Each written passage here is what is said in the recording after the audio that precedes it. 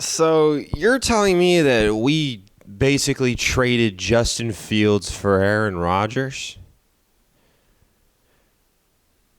Man. Hi. Been a, month? Ow. Still recovering my wisdom teeth. Month-ish since my last video. I think it was the draft, where I was talking about how we didn't draft a quarterback in the first 5 rounds. And that poor quarterback that we did draft in the 6th round may never see the field. Can we get a quick moment of silence for Will Howard's career? Because my man went from, like, Steelers fans hopeful, which he still is at this point, you know. You know, the fact of, like, if Aaron doesn't sign, they're probably just going to trot this kid out because what else do they have to lose? To 3rd on the depth chart, and there is no way in hell Aaron will ever let him go on. Like, Aaron could have half of his leg remaining because of a freak accident, and he'd still be like, "Nah, I'm good. Yeah, don't put in anyone else." So yeah, Aaron's a Steeler, and like, listen, we've known this. My skit that came out about this literally brought it up. We've known this since like March, February, January. Because we knew no one was going to sign Aaron Rodgers. The second we found out Pittsburgh was not bringing back Justin Fields or Russell Wilson, we were like, all right, and like they didn't draft Shedeur Sanders. I was like, okay, yeah. Well, like we already knew before then, but then when they didn't, we were like, okay, yeah, this is 100% the plan. And yeah.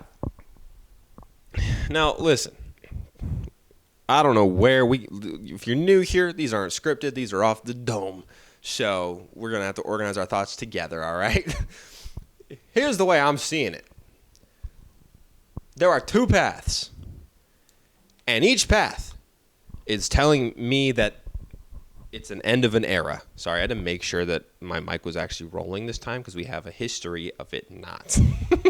Now I'm going to have a panic attack. No, we're vibing. So yeah, it shows me that there's 2 paths that the Steelers are going to go down. But they both end with the same result, which is not 500. It could be, probably is. But the result that I'm talking about is the end of an era. I think no matter what, no matter how this season plays out, this is the final year of what has felt like the most disappointing, aneurysm-inducing, frustrating era for the Pittsburgh Steelers since I would say like 2018.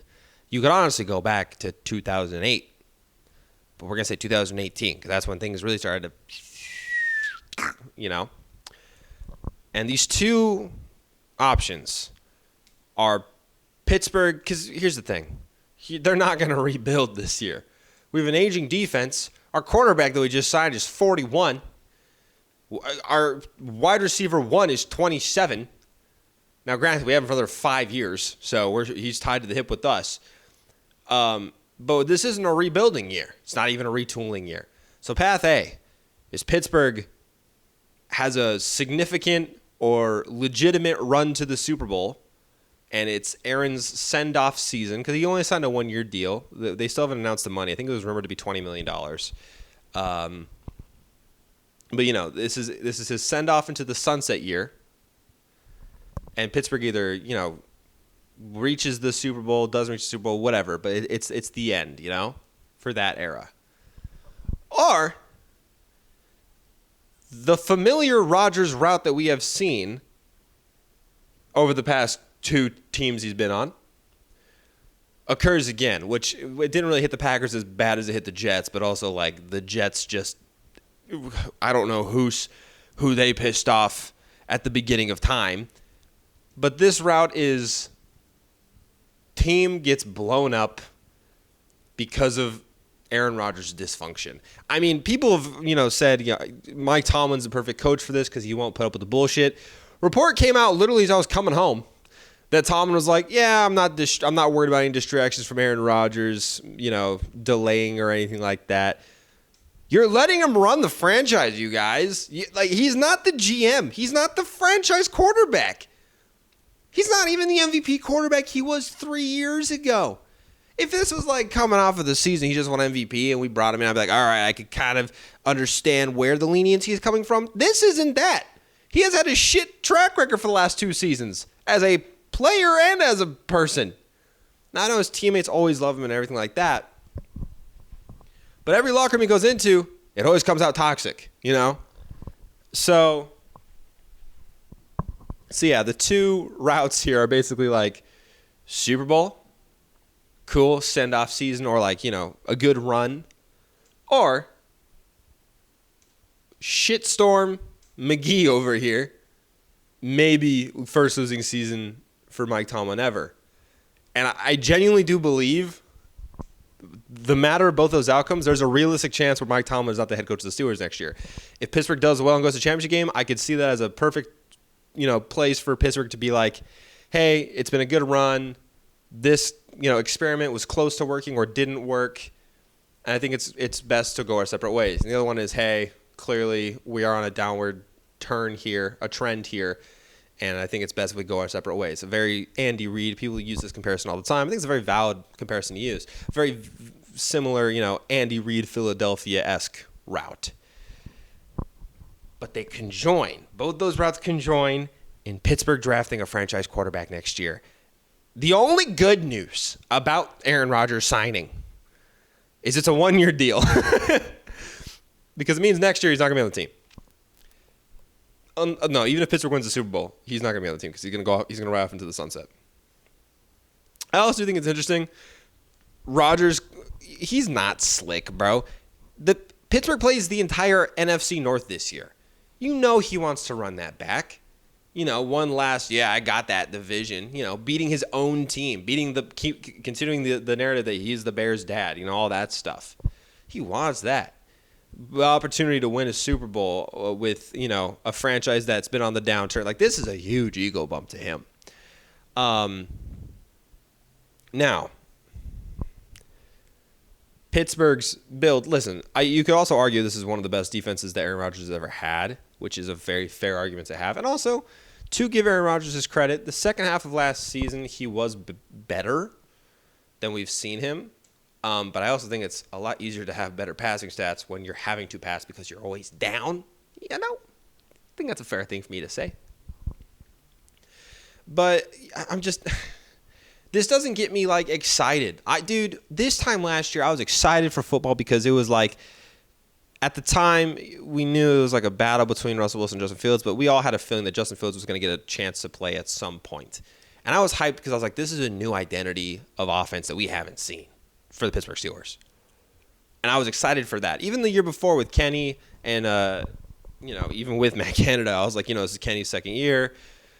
He gets to start the entire season, or at least start from the beginning of the season. So this is exciting. And even the year before that, we were like, we just drafted a rookie quarterback. He might play. He might not play. Hey, Mitch Trubisky might be able to revive his career. Like, there was excitement. I don't feel anything.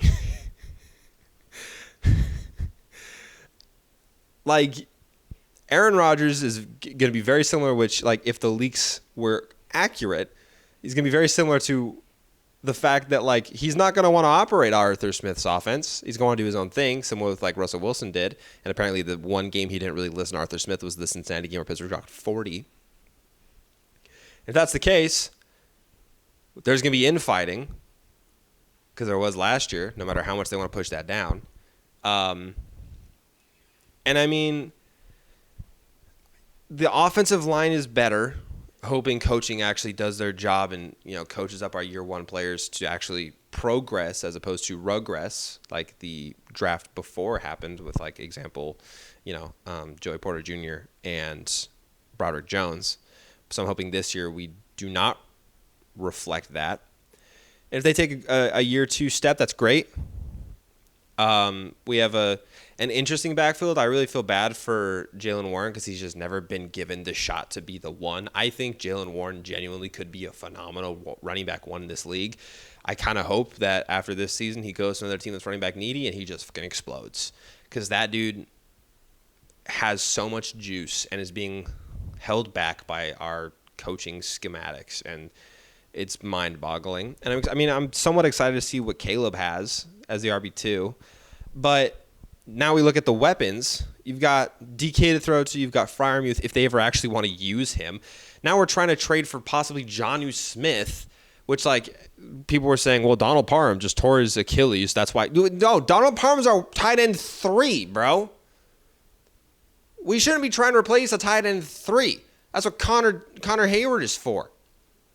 We have a tight end 2 in Darnell Washington. Homie is 6'1,000, and you won't use him for anything. It's so mind-boggling. The mistreatment and misuse of talent on this team by the coaching staff will need to be studied for decades on how to not properly use weapons on a team. That being said, you have Pat Freiermuth, who has shown he has the capabilities when he's actually schemed and used. You have Darnell Washington. I want to know what I have in Roman Wilson, but I don't want to rely on him being the wide receiver too. I'm not banking my money. I'm not going to hope to bank my money on a year 2, basically year 1 wide receiver coming off of an injury to be our wide receiver 2 opposite of DK Metcalf. I like Calvin Austin as our slot guy, but I do think Pittsburgh needs another wide receiver, and I already know Allen Lazard is going to be signed in the next couple of days. That's just a given. But like Terry McLaurin has said and we're going to have to go through the same bullshit that we went through with Brandon Ayuk, with all the rumors. I mean, literally we got DK Metcalf and we were like, cool, the rumors are done. We have 2 wide receiver 1s on this team, and we traded one of them. So it's like, now we need another wide receiver 1. We need less of a deep threat and more of a route runner. But because we have a slot guy, I am very comfortable with Calvin Austin being our slot guy. We need So there are still gaps. And like, listen, I'm not saying that when week 6 rolls by and we're 4-2, 3-3, whatever our record may be, I'm not going to be standing here pouring my heart out about this team based on whatever the result of that week's game was. I'm still going to root for them. They can bug and boggle my mind. I'm still going to root for them. But and I'll be honest, I can kind of see, I feel like I'm giving them too much credit with what I'm about to say. I can kind of see the vision because of that thought. Like listen, I could be overreactionary and be like, this is the worst signing in the history of the franchise. Like, to be fair, of the remaining options, Aaron Rodgers is the best. Now, you didn't have to wait to get the remaining options where we now have to install a quarterback with a brand new scheme and create chemistry, almost like we could have just brought back a quarterback that was here last season that already had existing chemistry and also existing knowledge of the scheme.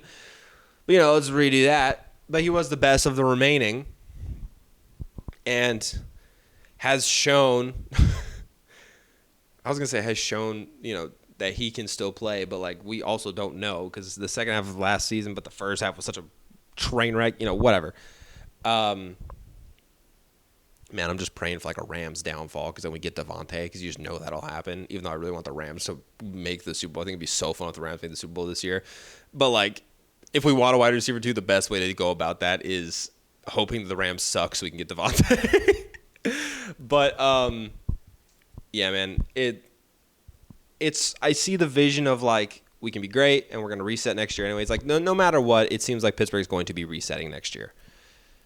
TJ might get a contract extension, so like who knows how that's going to go. I think this light has been like slowly fading out. Am I nuts? I hope I'm not nuts because I feel like it was a lot brighter when I first started. So now we're going to do some movie magic and we're just going to make it brighter. Oh, yeah, no, this light has definitely been fading. I mean, it's not much more that I have to say about this, honestly. I really don't want to have to hear about our coaching scheme updates from my quarterback on the Pat McAfee show. Like, it was kind of fun to make fun of the Jets and the Packers because Rodgers would always go on McAfee. It's like, wow, imagine having to deal with that. Now, I don't have to imagine. It's my reality. I have to actually use the Pat McAfee show not as a source of entertainment, but as a source of news from my quarterback. Not even mentioning all the I fucking knew it. What did I say? I knew it was dying. Not even to mention all of the controversial stuff, the thousands of wow, this is gonna be so overblown. I'm so sorry. all the thousands of controversial things, that he also speaks his mind on. But if he can just keep it to X's and O's this year, that'd be great. Even the dogs don't like this signing. I'm not going to hold my breath for that, though. We already know what's happening. He's going to be on McAfee every single week. There's going to be drama following this team. But listen, if it means... And here's the thing, too. What, you think I film in a mansion? I live in an apartment. Now, shout out the neighbors, though. They're the nicest people in the world. Genuinely luckiest man alive for the neighbors that I have. They're the nicest people. But, like... I lost my train of thought because I was rambling. That's kind of what today's video is, just basically talking about my thoughts. Because we all knew this was coming. And, yeah, again, I didn't want this from the second there was a rumor about it. I remember, before the season even ended and people were talking about it. There were guys in my gym being like, hey, can't wait till you bring Aaron Rodgers. I'm like, please, God, no. I didn't want it. I'm just not excited for the upcoming season. I'm still going to root for my team. They're coming to L.A. I'm going to go to the Chargers game, I'm going to root for my team. Not going to buy an Aaron Rodgers jersey. If Pittsburgh wins the Super Bowl, if Pittsburgh goes to the if Pittsburgh goes to the AFC Championship, how about that? If Pittsburgh goes to the AFC Championship, I will buy an Aaron Rodgers jersey. And I will admit that I was wrong because I can do that. But I'm so confident that that's not going to happen that I'm just basically admitting that I'm going to be saving $150 on the jersey. If we go to the Super Bowl, I'll try to go to the game. That's me admitting that I'm willing to save another $10,000. So, yeah, I'm curious everyone else's thoughts. I mean, we already kind of known and have known about this. But, yeah, I literally just decided I'm probably going to upload this tonight, which it's 6:13 right now. So it's probably not going to go up until 7 o'clock my time, which is 10 o'clock the East Coast time. But that way it doesn't coincide with tomorrow's video and it doesn't get suppressed by each other. And also you guys can hear my thoughts ASAP. But yeah, this is where we are. Means we're back in the season, baby. OTAs are going to start soon. Means we're kind of getting closer to the season. We got the NBA Finals obviously tonight. Yeah, game one is tonight right now. But yeah, I have no excitement or there's nothing really getting me going for next season as of right now. Maybe certain players, but I have no expectations for this team. I want this team to be bad. I either want this team to win a Super Bowl and be undefeated or just to suck ass. There's no in between. I usually year after year I'm let's try to get to 500. Fuck it, why not? It's annoying as hell to talk about, but it is kind of fun. Now I'm no. If we're approaching week 18, we're 2 weeks out. And we're hovering at or above 500. I'm under. Just go under. I don't care. All right, I'm curious your guys' thoughts on this, how you guys think it's going to impact it. Look out for the skit tomorrow. It's going to be obviously the Aaron Rodgers reaction skit. But, yeah, unless bigger news happens, you guys probably won't get many videos of Steelers fan Condog talking about stuff like this. But if there are other things you guys want me to talk about or when, things occur that you want me to talk about, let me know. And I'm happy to talk about it. I love talking about the NFL and the NBA, but I know most of y'all are just mainly NFL. So, yeah, that's it. You know how we end these.